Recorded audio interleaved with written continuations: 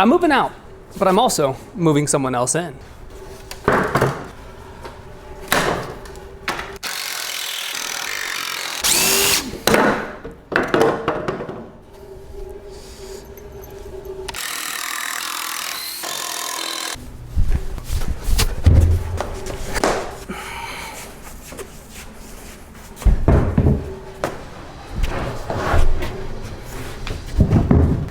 I've always found it interesting how people don't want you to change. 42 3/4, 17 3/4. So this needs to be 25. I realize most people aren't malicious. I just think that if you change and they subconsciously think that they should change too, but they do nothing about it, your failure proves to them that their inaction was proper and correct. They're probably subconsciously, silently rooting against you. And you can feel that in the conversation even when they don't say it directly. I don't want to be that person. I want to let people change. Even if it's uncomfortable for me. Even if it's not my cup of tea.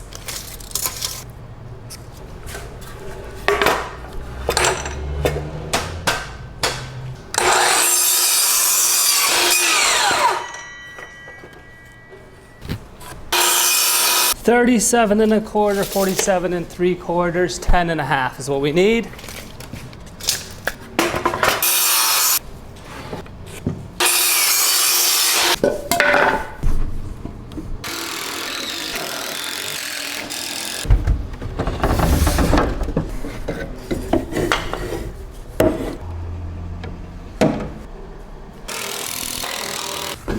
So I've been obsessed recently with building things that last.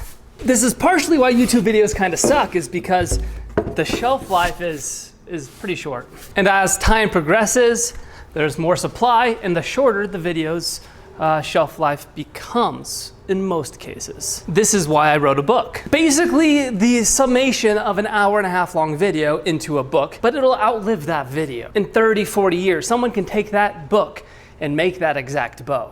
It's a how-to. And what I'm doing right here with this project, there's a chance it could last a really long time. It doesn't mean it's not worth doing if it doesn't last. But if it does last, it normally needs to be excellent. It needs to have a lot more thought, and it takes a lot more time to build and to do. There's more friction. If it lasts, it probably means most people want to go to that ridiculous amount of work to make it happen. Where's my Sharpie? Now, I've been working on a relatively secret project for 5 years. And I've cleaned up my life enough that I can now put the necessary 3 to 4 months into implementing this, which will hopefully benefit thousands.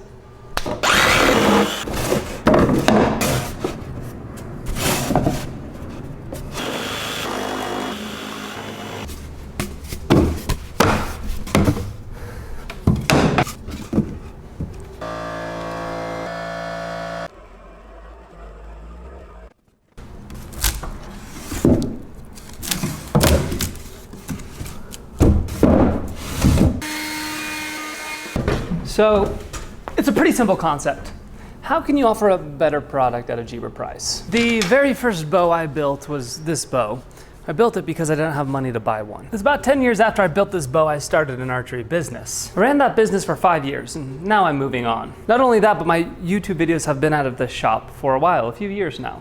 And I'm moving out of this shop for a great reason, because Shatterproof Archery is expanding into here. One of my principles with the business was to grow at the pace of wisdom.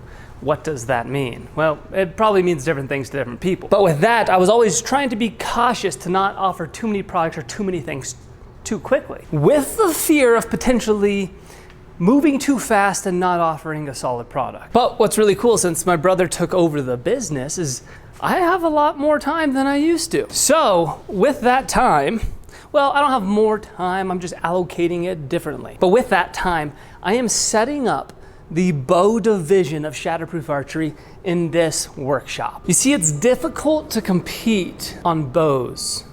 It's really difficult to make money building them. It takes quite a bit of skill, it takes a lot of experience, and it takes a lot of investment up front. But you can change that business model depending on what you're going for. You could do $2,000 super high-end custom bows. You could also go somewhere in the middle, or you could go to a lower price point somewhere under $500. And back to my original bow that I made. I've always had a heart to reduce the barrier of entry for people to get into archery. And well, with bow making, that's what I've tried to do. I've tried to teach it in a way that people with minimal tools and resources could build their own bow, even from a 2x4. Basically, I like to be the gateway to archery. That's why in the past I've done a lot of silly videos and challenges and things like that, because non-archery people find those interesting, and then it intrigues them in archery, and if they like one, maybe two of my videos, they might go to one of the deeper, in-depth topics and start getting hooked. Why do I want people to get into archery? Well, I don't really care that much. But if they experience the side of archery that I have, it's definitely been a positive in my life. So right now, what I'm building is a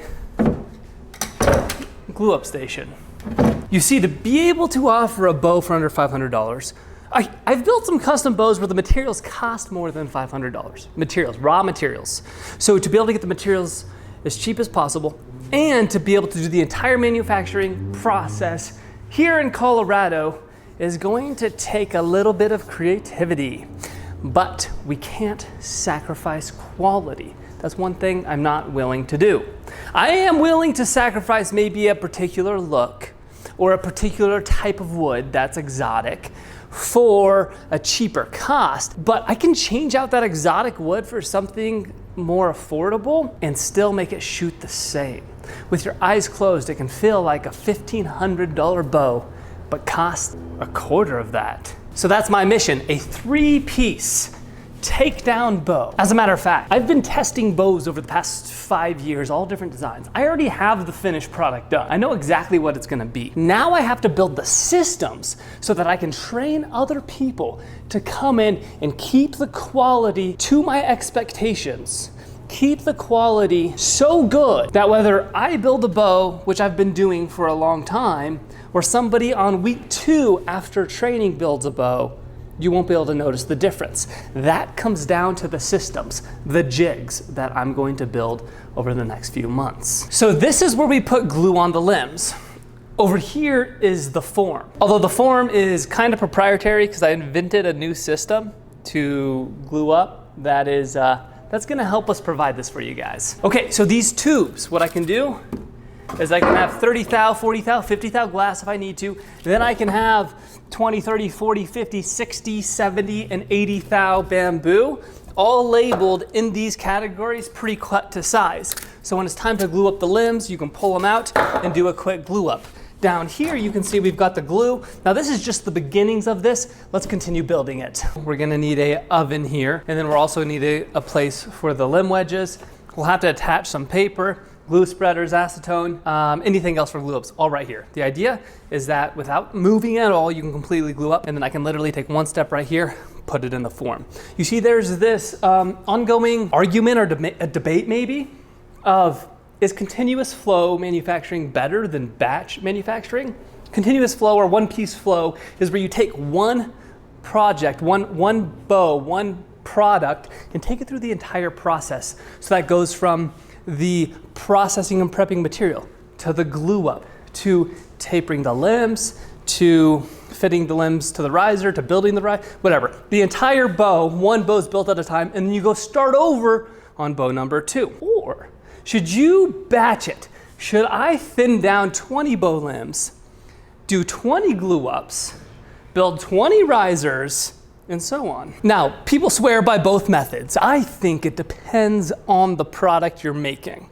But I did notice the jigs and systems you build are dependent slightly on which manufacturing method you're going with. For custom bowstrings, it's one-piece flow. We get the custom order and you take that from the start to the finished, packaged, stamped, sealed, in the mail. Then you move on to the next one. But with bows, there's enough steps. Batching tends to be more efficient. The reason batching is more efficient is because the jigs take longer to set up. I might have a drum sander here, And if I'm thinning one limb, I might as well put 2 through at the same time. The incremental cost in time is not doubled by doubling the production process. So this is the litmus test to know, should you batch? If by batching you save on the cost on time, then it's worth doing so. So let's say 1 unit takes 1 unit of time.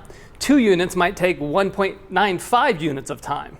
And you expand that out to 100 units and maybe it only takes 50 units of time. So by doing the 100 units at the same time, you save 50% of the time because you don't need setup, you're in a flow, you're in a rhythm, you can keep the jig, the system, whatever it is at the same spot. You're quicker at it because you just did 20 of them, so your 21st is gonna be quick, you're in the muscle memory. That's when batching tends to make sense.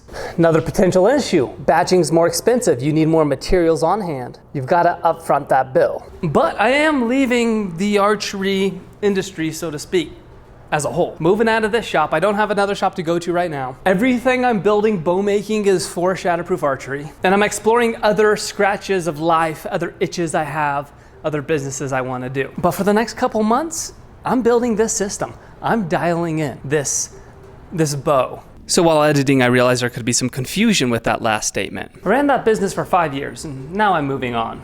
Here's what I mean. Archery has been my means to make money for a while. Specifically not as much YouTube, but more so Shatterproof Archery and the archery business I built. Now that my brother's taken that over, my job is no longer archery. I am personally categorizing bow making and shooting bows, archery, hunting, those type of things as a hobby. This YouTube channel right here is gonna be treated as a hobby, meaning I'm gonna post whatever I feel like posting whenever I feel like it. That's the place for this channel in my life right now. I have other channels that are business focused.